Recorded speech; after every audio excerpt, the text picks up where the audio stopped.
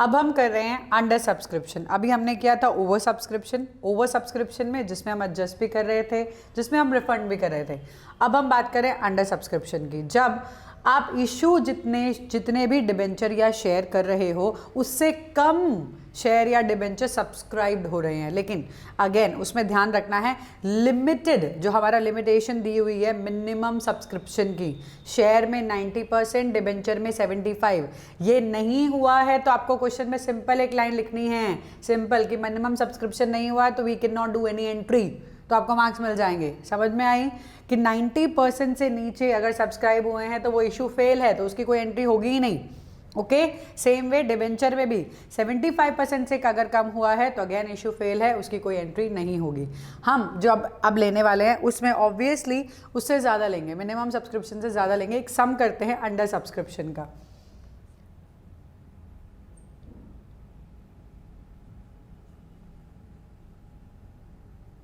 Under subscription, okay. Now under subscription के अंदर हम ले रहे हैं एक कंपनी XYZ अगेन लिमिटेड, मान लो 2000 डिबेंचर्स इशू कर रही है, 9% debentures, 9% debentures at ₹100 each. Again इसका पार्ट क्या है, 30 rupees application and 70 rupees allotment. Again इसमें मैं कुछ नहीं ले रही हूँ, ना प्रीमियम ना डिस्काउंट, ठीक है। अब सामने से जो एप्लीकेशंस आई हैं वो आई हैं सिर्फ 1800 डिबेंचर्स की। 1800 डिबेंचर्स आर अलॉटेड, कह सकते हैं अलॉटेड, सब्सक्राइब्ड, अप्लाइड, कुछ भी लिख सकते हैं। चलो पहले एक बार परसेंटेज देखो, 2000 का परसेंटेज कितना हुआ, ये 1800। इफ हम अगर इसको कैलकुलेट करें तो दिख ही रहा है 18 डिवाइडेड बाई 2 9, यानी कि 90%, है ना। तो 90% है तो again this issue is successful. तो आपको ये 1800 डिबेंचर से ये सम करना होगा, ठीक है। अगेन सेम एंट्रीज, पहले आप फॉर्मेट बनाओ, प्रॉपरली फॉर्मेट बनाना है, बिना फॉर्मेट के काम नहीं चलेगा। Okay, date, particulars, LF, amount and amount,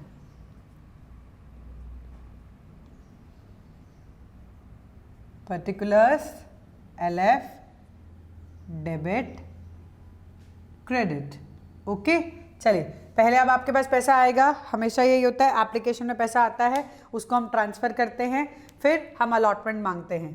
date of receipt, पहले पैसा आएगा, बैंक अकाउंट डेबिट हो जाएगा टू डिबेंचर एप्लीकेशन, हमें एप्लीकेशन से पैसा मिल रहा है।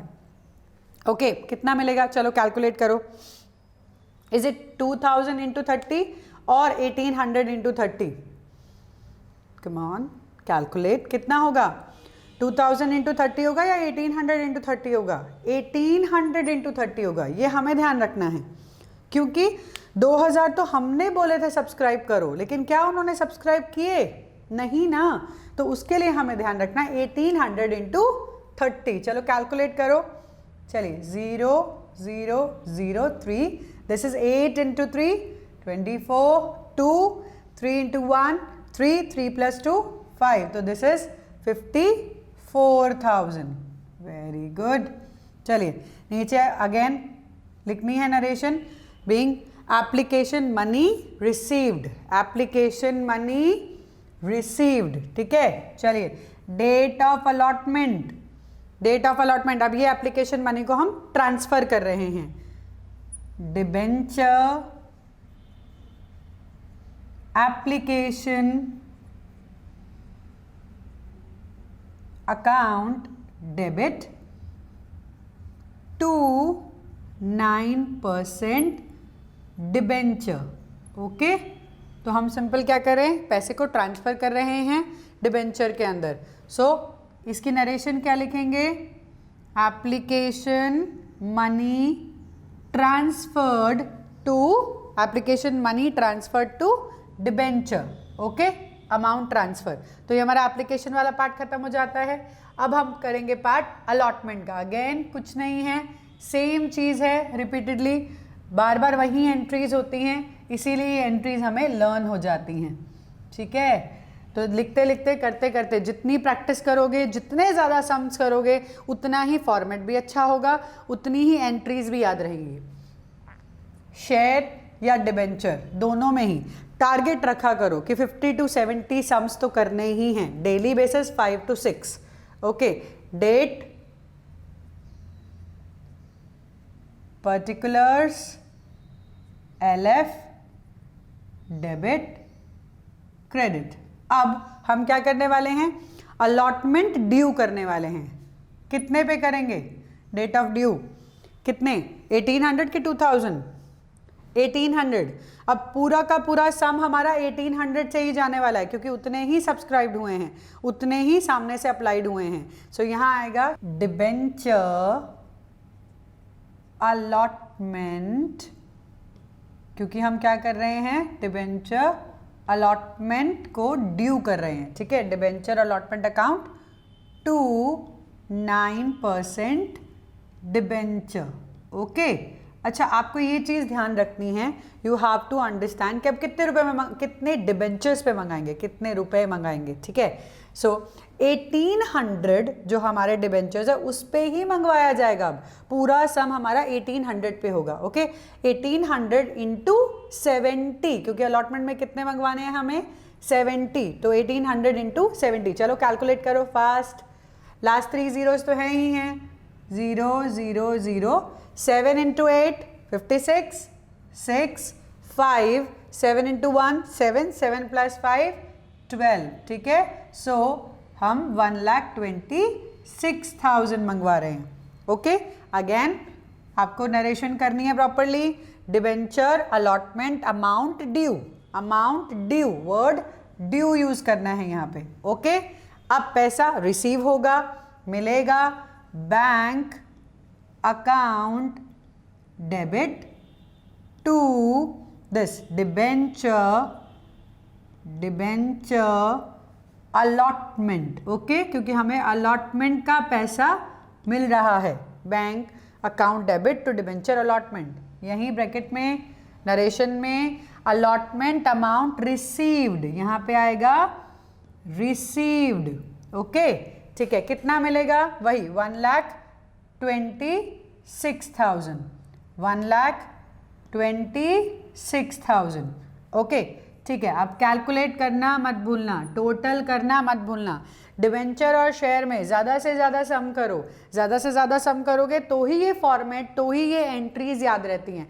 एक बार याद रह गई, फिर आपको दोबारा बार बार चक्कर नहीं पड़ते हैं, दिमाग में कन्फ्यूजन नहीं आता है, ठीक है ना। सो इसीलिए जितने हो सके उतने ज़्यादा सम करने हैं, डेली बेसिस पे 5 6 तो करने ही हैं, ठीक है। तो पहले एप्लीकेशन मंगा लिया, एप्लीकेशन आया, डाल दिया, ट्रांसफ़र कर दिया, अलॉटमेंट मांगा, अलॉटमेंट आ गया। तो इसमें अंडर सब्सक्रिप्शन में ज़्यादा प्रॉब्लम नहीं है, कम है तो उसी अमाउंट पे ही आप सारी एंट्रीज को करोगे, ठीक है। एक बार दोबारा देख लो, नहीं समझ आया तो। अब हम कर रहे हैं, अगर डिस्काउंट दिया है तो उसे हम सेट ऑफ या राइट ऑफ करेंगे, ठीक है। राइट ऑफ बोलते हैं हम, सेट ऑफ आप बोल सकते हो इन योर लैंग्वेज।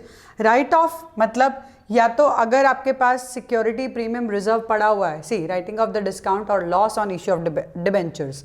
हम जब डिबेंचर्स को इशू करते हैं तब इशू करते वक्त जो हमें लॉसेस हुए, मे बी आपने वो लॉस देखा था केसेस में, जब रिडेम्पशन कर रहे थे आप प्रीमियम पे तब भी लॉस था, उस लॉस को भी हम राइट ऑफ करने वाले हैं, ठीक है। कैसे करने वाले हैं देख लेते हैं। अगर आपके पास सिक्योरिटी प्रीमियम रिजर्व है तो आप कैसे राइट ऑफ करोगे, आपके पास नहीं है तो obviously statement of profit and loss में जाएगा, ठीक है। जैसे एक एग्जांपल मैं ले रही हूँ, मैं इशू कर रही हूँ डिबेंचर्स को डिस्काउंट पे, उस कंपनी के पास SPR अकाउंट है जिसके अंदर कुछ अमाउंट है, तो हम कैसे उसको सेट ऑफ करेंगे, कैसे हम राइट ऑफ करेंगे। सी XYZ लिमिटेड है, अगेन XYZ लिमिटेड, क्या किया इन्होंने 1009% डिबेंचर्स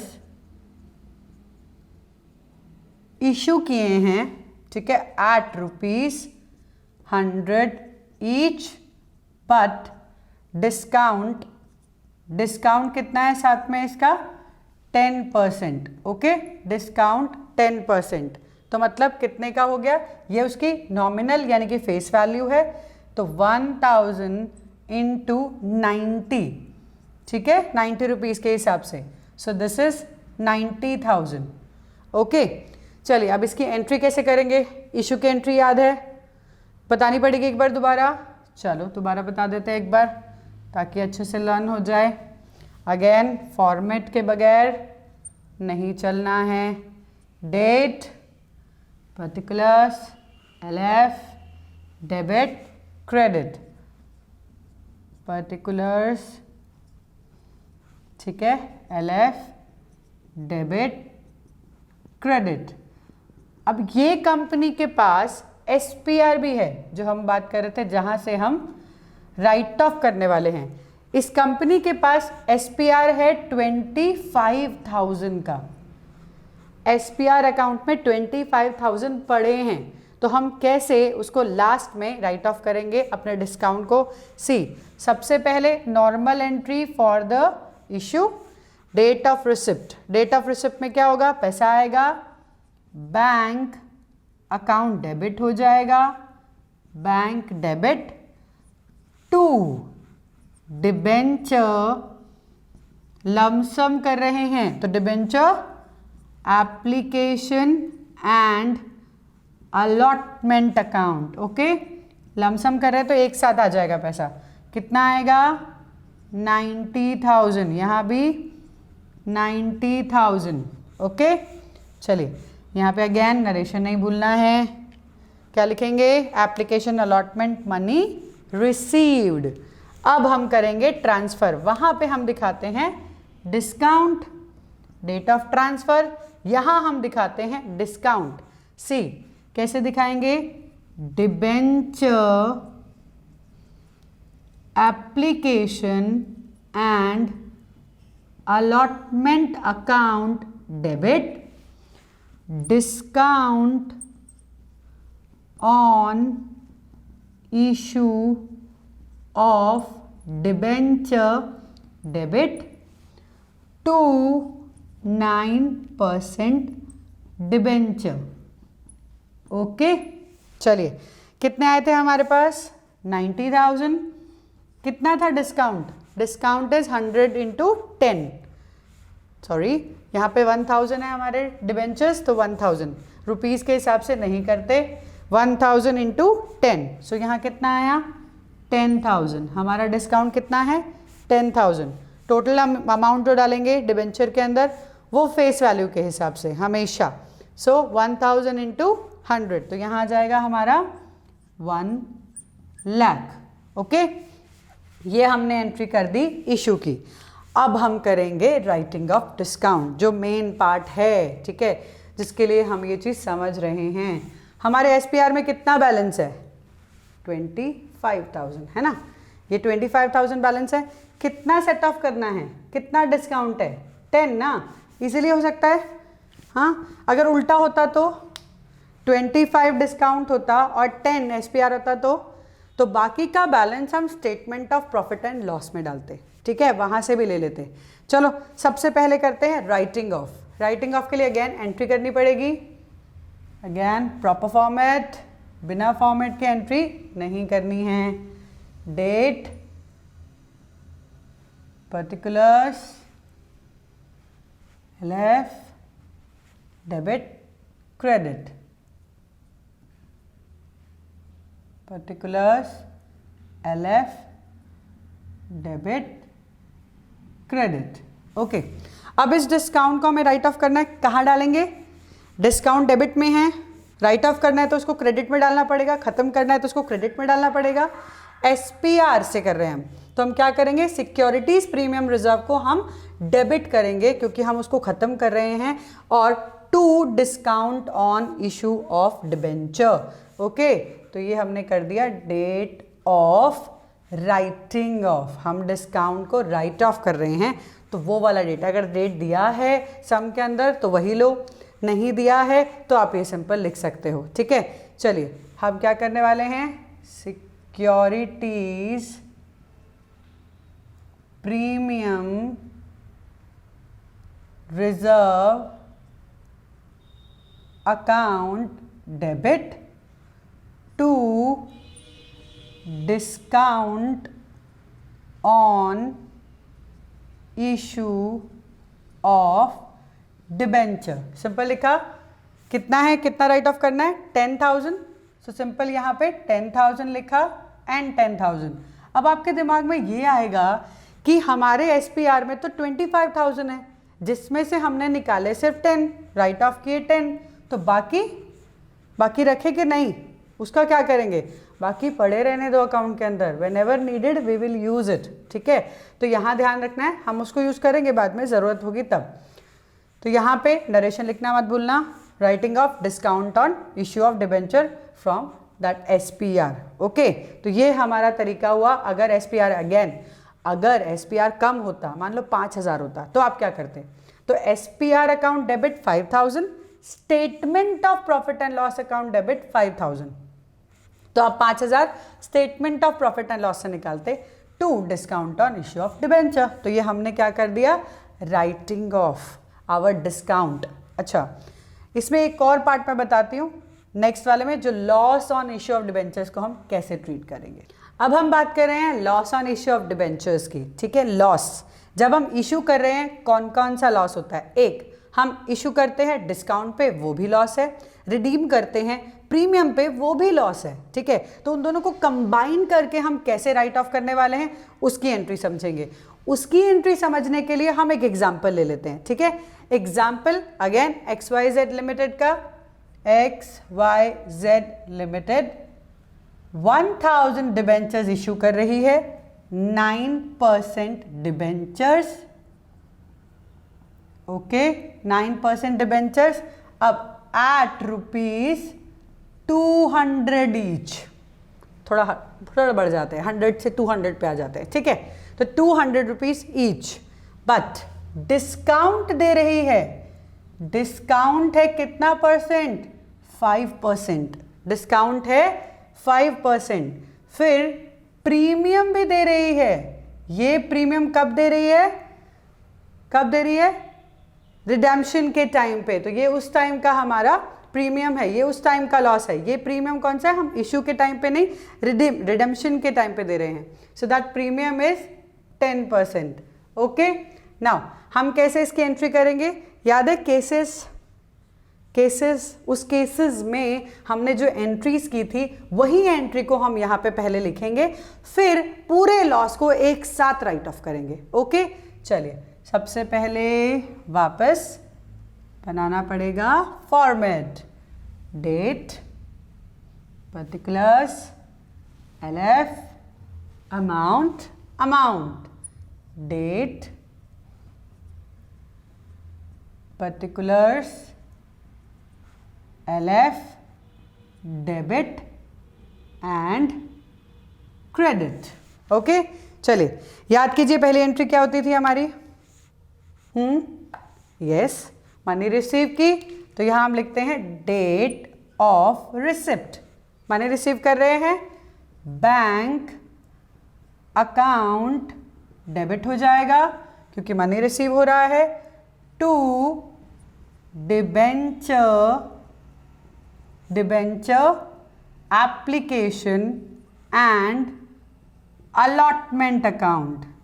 क्यों एप्लीकेशन एंड अलॉटमेंट, क्योंकि हम एक साथ पैसा ले रहे हैं, लमसम ले रहे हैं, इसीलिए debenture application and allotment account. Okay, कितना आएगा कैलकुलेट करते हैं, 200 रुपीज पे 5% का डिस्काउंट, 5% कितना कैलकुलेट करें, 200 इंटू 5/100, मतलब कितने का डिस्काउंट दिया हमने, 10 रुपीज़ का, है ना। तो 10 रुपीज़ का हमने डिस्काउंट दे दिया है, 190 का हमारा डिबेंचर हो गया है, 190 इंटू 1000, तो सिंपल अमाउंट आ गया 1,90,000। Here also 1,90,000। समझ आया, डिस्काउंट को हमने कट कर दिया, नरेशन लिखना मत भूलना। अब डेट ऑफ ट्रांसफर के टाइम पे हम वो डिस्काउंट, हम वो प्रीमियम, दोनों ही चीजें लिखने वाले हैं। चलिए कैसे लिखेंगे? See debenture application and allotment account debit. अब कौन सा अकाउंट डेबिट करेंगे? Discount on issue of debenture, loss on issue of debenture. मैंने आपको एक चीज बताई थी कि जरूरी नहीं है कि हमें दोनों लिखने हैं, हम loss on issue of debenture में भी दोनों अमाउंट डाल सकते हैं। ठीक है, तो मैं यहां पर दोनों अकाउंट ना लिखकर loss on issue of debenture ही लिख रही हूं, ताकि मैं इजीली उसको राइट ऑफ भी कर पाऊं। दोनों भी लिख सकते हैं, कोई प्रॉब्लम नहीं है, बट एक लिख लेते हैं, थोड़ा इजी रह जाएगा। So loss on issue of debenture. Okay, हमने क्या किया? पूरे लॉस को हम एक साथ लिखने वाले हैं। 9% डिबेंचर, कितना हम ट्रांसफर कर रहे हैं? To premium on redemption of debenture.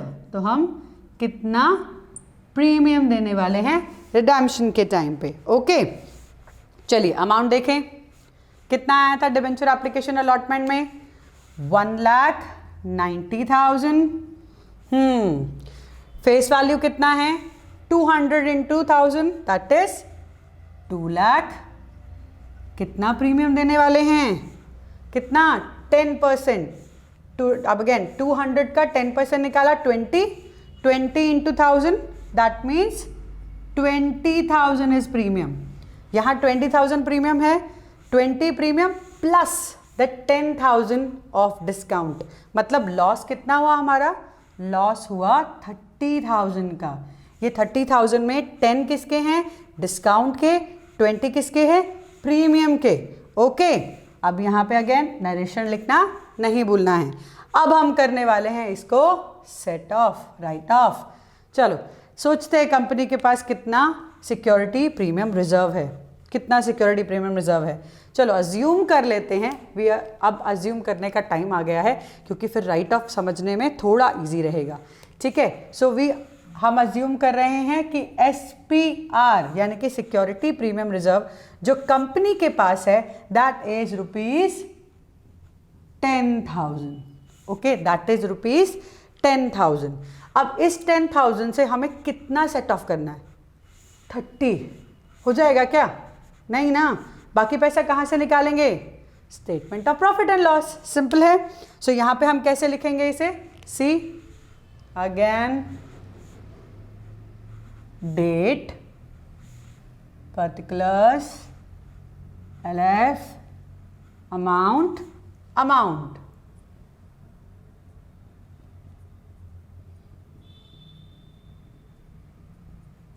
LF, amount, that is debit and credit. Okay, ठीक है। चलिए अब राइट ऑफ करें। डेट ऑफ राइट ऑफ, हमें राइट ऑफ करना है। राइट ऑफ करने के लिए क्या करेंगे? जो अकाउंट हमारे पास पड़े हैं, कौन सा अकाउंट पड़ा है? SPR पड़ा है, तो SPR को हम डेबिट करेंगे क्योंकि उसमें से हम निकाल रहे हैं। और क्या डेबिट करेंगे? क्योंकि SPR तो पूरा नहीं है, तो सिक्योरिटी प्रीमियम रिजर्व अकाउंट को हम डेबिट कर रहे हैं। अकाउंट लिखकर इसको डेबिट कर सकते हैं। Then statement of profit and loss account को भी हमें डेबिट करना पड़ेगा, क्योंकि 30,000 का लॉस है, 10,000 का ही SPR है, तो बाकी statement of profit and loss में जाएगा। To loss on issue of debenture. Okay, तो SPR में कितना अमाउंट जो है हमारे पास, जितना हम राइट ऑफ कर सकते हैं, full amount 10,000, statement of profit and loss 20, जो बचा हुआ है जो राइट ऑफ करना था, लॉस कितना 30। अच्छा, जो भी statement of profit and loss की एंट्री होती है वो ईयर एंडिंग पे ही करनी है, ध्यान रखना है। जो भी statement of profit and loss की एंट्री होती है वो ईयर एंडिंग पे ही करनी है। क्यों? आपको याद है अपने 11th स्टैंडर्ड में फाइनल अकाउंट्स बनाए थे, है ना? Trading profit and loss balance sheet कब बनाते हैं हम? वो हम बनाते हैं 31 मार्च को, ताकि कंपनी को पता चले कि कंपनी के पास कितना प्रॉफिट कितना लॉस है। सेम वे कभी भी कोई भी लॉसेस, कोई भी एक्सपेंसेस, कुछ भी है, वो सारे आप ईयर एंडिंग पे ही ट्रांसफर करते हो, सो दैट आपका ईयर एंडिंग पे ही प्रॉफिट लॉस निकले।